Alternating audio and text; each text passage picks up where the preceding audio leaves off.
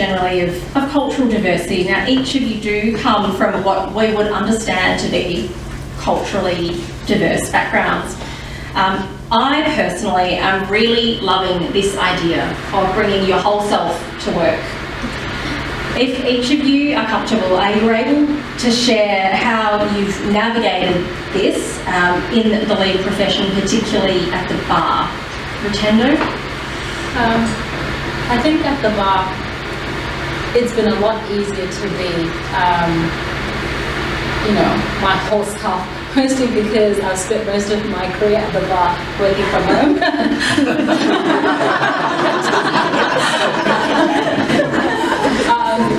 But I mean, aside from that, I mean, I am who I am. I don't know how to be any other person. I don't know how to be any other way. I'm a Zimbabwean born, female, and I guess it's nothing that I consciously think about. I don't give thought to, how I behave or, how I present myself. I'm just me. I'm just who I am, and it's a take it or leave it sort of situation. I know some people, might find, my presence confronting, or might, sort of want to dance around certain issues around me, but it's not on me to decide how people treat me. I'm just who I am, and I don't know if I can sort of add too much on that, except just, be who you are. People learn to accept you and love you and support you for exactly who you are. And if you try and be someone else, you'll be miserable. Just be who you are. Thanks, Rutendo. One of the things that Rutendo and I and others on the Race, Ethnicity and Cultural Diversity Working Group have occasionally observed is that sometimes there is this potentially this feeling that people from diverse backgrounds have the burden of representing or being the actors or the advocates for certain things, and that I know can be exhausting. And I wondered, Ms. Masood, in that vein of being who you are, but also being an advocate for diversity, is that something you think about, and if so, how do you navigate it? It's not. I agree with what's just been said, that the labels are something that other people put on you, but the reality is, whether you like it or not, you're forced to think about it, because the issue confronts you every day. I'm going to take you a step back to before I joined the bar. It was 1999. I just graduated from the Australian National University in Canberra. I'd had an honours degree in law and a degree in economics. And like all of my other fellow graduates, I thought, right, I'm going to go and get myself a job in the legal profession. I'm going to work on top of a tall building at the top end of town, and my career is going to take off. And like everyone else, I applied for the graduate recruitment program. And I got interviews with some of the national law firms. They came down from Sydney. And those interviews were a real wake-up call for me. Because at that time, I got told directly by lawyers and by recruitment agents who said to me, you will not get a job as a graduate lawyer because of the way that you dress. Now, this wasn't an implication, but these were the actual words that we used. So that was my introduction to the profession. That was how I started. And I actually got to the point where I thought the law didn't have a place for me. So I went off and I worked at the tax office. It was a riveting time, the GST. But after a year and a half, I decided I wanted to come back to the law and actually be a lawyer, because that's what I'd always wanted to do. And when I came back, I changed my perspective, and ultimately I was offered a job at the Victorian Aboriginal Legal Service, and that's how I got my start in the profession. And that challenge of the way people perceive you is something that follows you every step of the way. People have a particular perception about what a lawyer is meant to look like, or what a tough barrister is meant to look like, or what a judicial officer is meant to look like.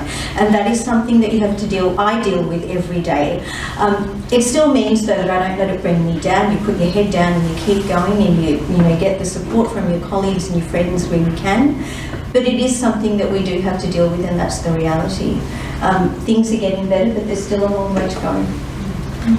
Thank you, Your Honour. Daye, you obviously come from a Korean background, and you're doing a lot of your work in relation to the issues between North and South Korea. How do you feel about bringing that to work, and you've made it part of your work, so I feel like I know the answer. I guess to expand on what Rana has just said, the law almost lost me as well, and I think that would have been your loss. I represented you on the world stage, I think I can say that now. But it took such a long time for me to get to this place where I'm confident enough to say it would have been the legal profession's loss rather than my own. So I, again, like Corona, but perhaps for slightly different reasons, I had trouble getting a job. I had to work my way through university, and so by the time I graduated, I didn't have the legal experience in the law firms and the paralegal work and all of that sort of, makes your CV look very impressive when the graduate offers go out. And so having expected all of this, I was able to get a legal associateship at the family court, and I realized that one of our lovely judicial officers is here as well. Having done all of that, I sat in those courtrooms in the family court, and I thought, I can't do this. I don't know whether I can do this. It's so adversarial, and I don't know if that's a role I can reasonably play and expect to sort of be able to integrate myself, assimilate myself into that role of advocate. And so I left. I did several other things. One was I very, very coincidentally ended up doing the North Korea work, and now everybody asks me whether I'm North Korean, and the answer is there is one Korea. Having gone through all of that, I found myself accidentally back at the bar, and I feel like if somebody had told me, you can be a barrister and here is how you do it, here's the roadmap, I'll support you into it, then I might have come earlier. And obviously the benefits and disadvantages of that are a different question, but I might have made different choices. Thank you. I think that is part of the problem. And maybe it's not a problem, but there is no roadmap. But I know it's hard. I think we all understand that it is hard for people to move into the transition to the bar. And congratulations to all of you for navigating to be where you are today. You've all probably noticed that this panel does happen to be all women, and that's because they've chosen to be here on merit.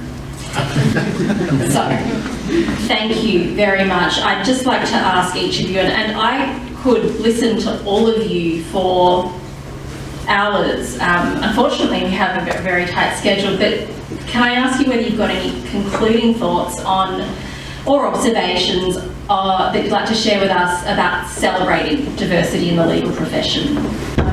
Your Honour, can I start with you? I'll just make one brief remark. This room brings back a lot of memories because I did the bar readers course here in 2004.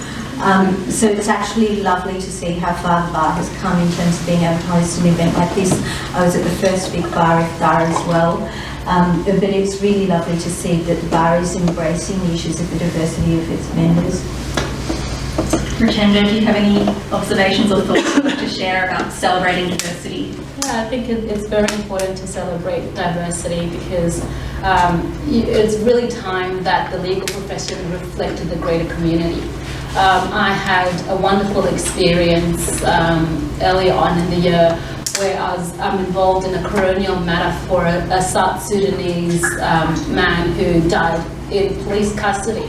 And his mom, who was obviously overwhelmed with emotion, having lost her son. After it was just a directions hearing that we've had so far, but afterwards, was speaking to me, and we don't speak the same language, so we were speaking by an interpreter. But afterwards, she said, my daughter, it's so nice to be able to go through this experience and have someone who looks like me. And that, it really just touched me so much because that's what, practice of the law should be about, is really reflecting the community and the community being able to see itself in the legal profession and hopefully eventually in the judiciary as well. So let's continue to have events like this and celebrate diversity and encourage diversity. Because law and justice are really law and justice when they really do reflect the society which we represent. So powerful, thank you, Rutendo. And Daye, can I give the last word to you? Do you have any thoughts or observations about diversity that you'd like to share? Yeah, the last word, no pressure. I guess I guess having done all of this work in a very practical way and trying to have a real impact that goes beyond, reports and words and all of the stuff that we know how to do well into actual results that change material conditions for the people in our community. I've learned a lot from being uncomfortable and asking the really key questions of people and saying, can you please tell me what iftar means to you as a person who practices Islam? And so I've learned a lot from my friends. I actually have in the room with me a young woman that I've been mentoring. She is Muslim and she is looking for a full-time role. So if anybody would like to speak to me about her, I will introduce her to you. Here I am being practical. Thank you, Dr. Thank you for championing her. Thank you all.